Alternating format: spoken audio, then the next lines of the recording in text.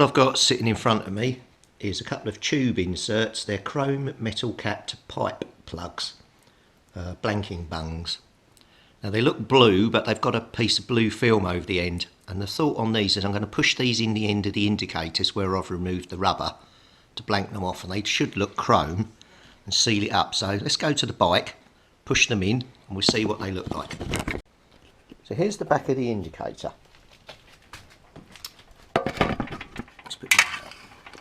And then what I need to do is move these wires down this slit so they're coming out or exiting approximately here, all three of them. Then the bolt goes down through there, that'll seal that off. Wires will be coming out of here, and then I can cap the end. Now that's the plan.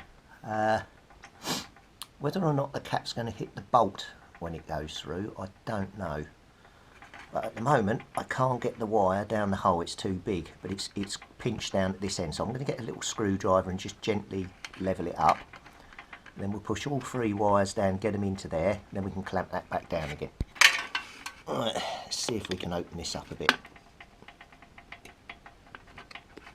Oh yeah, and we can, nicely. Right, so order of these wires is green. Yeah, then black.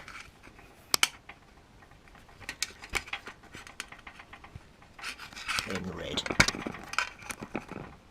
And that's where I wanted them coming out there.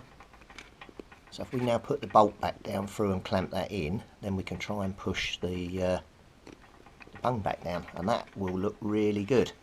Right, let's get this mounted. Right, so hopefully you can see from there. So I've got the wires there. Let's get the bolt back through again.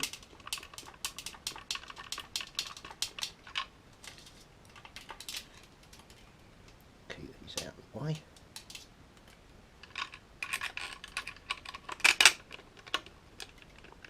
That goes down through there.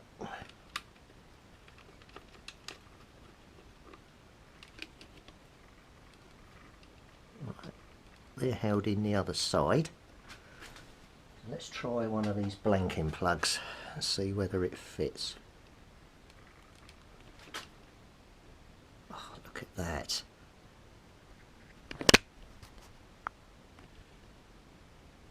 Does that look factory or what?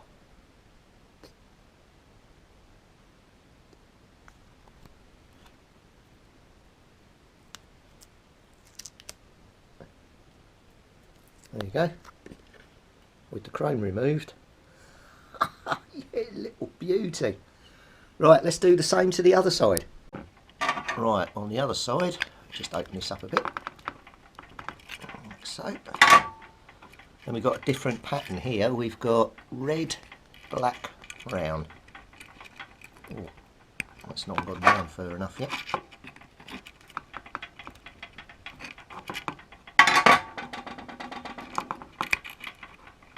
Okay, so why is that not going in there?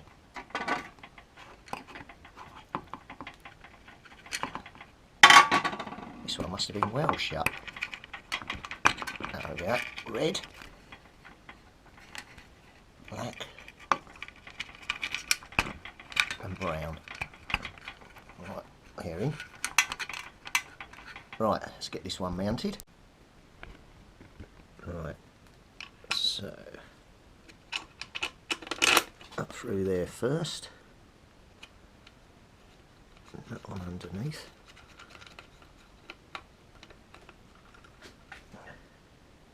Right, hold on. Right, then we'll put the blanking plug in again. Push it right home. Peel off its backing.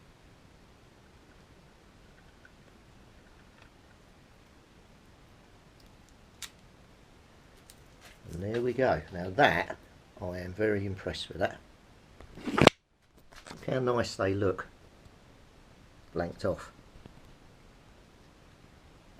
And then the wires will be hidden coming out the back under the bar. So the wires will be hidden up under there, and then they can go along the bar and straight up into the headlight in theory, or come out underneath here, just run along the bar. That's going to be one very nice install.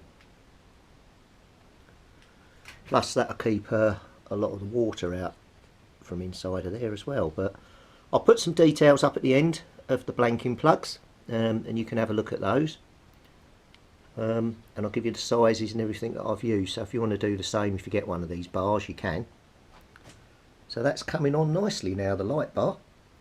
The only thing left to do is sort out all this wiring at the back. But I'll need to get, like this bit of wiring here, it's got this plastic sheath over the top of it. I need to get one of these for these three, then I can join all the wires together and it'll look a lot tidier for the install. So I might just have a quick measure up as to what size I need for this and see if I can get a bit.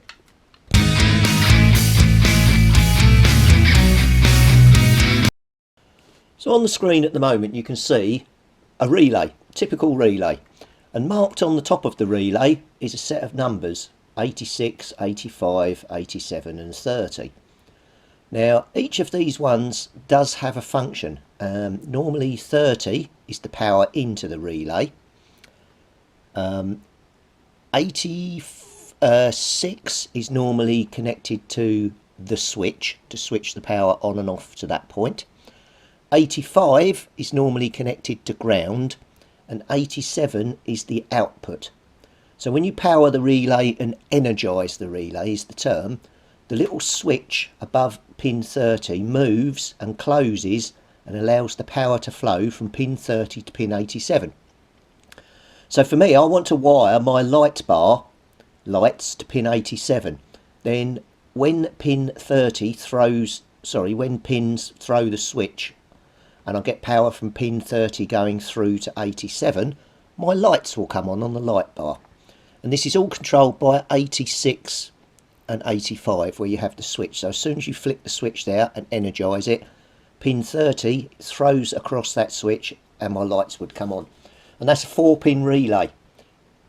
Now if we move on to the next diagram, here's a picture of it zoomed in. You can see I've drawn it in pencil there. That just shows you what's normally on the top of a relay, and that's the diagram for this application that I want to be present on top of the relay. Then going on a bit further, I've drawn a little circuit to show it a bit more.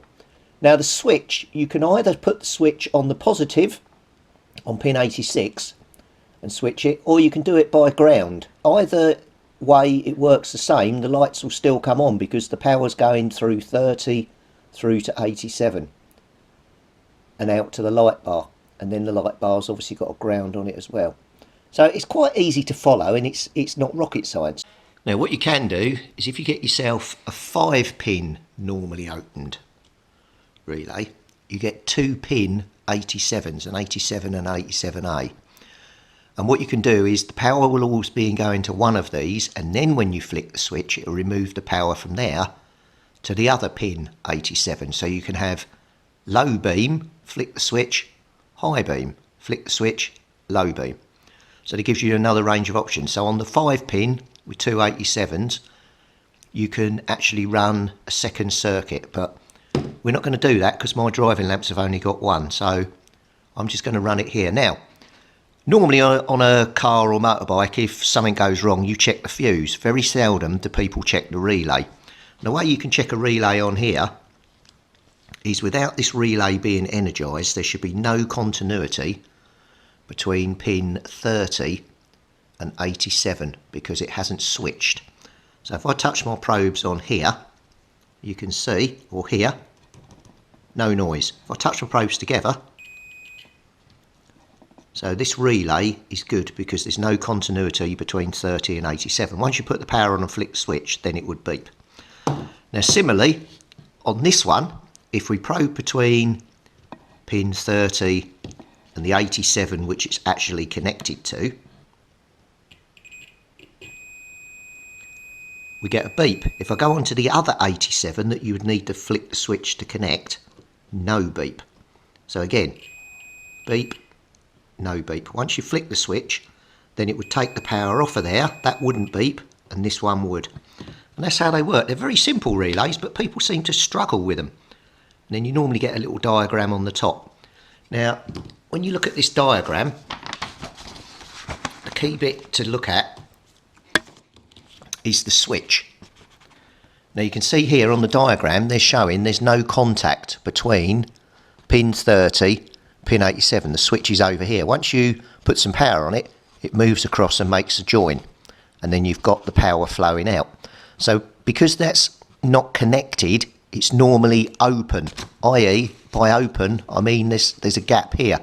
If you looked at that and pin 30 was connected to 87, then that would be a normally closed relay. Then when you flick the switch, it would go open and stop the power going. It's the other way round.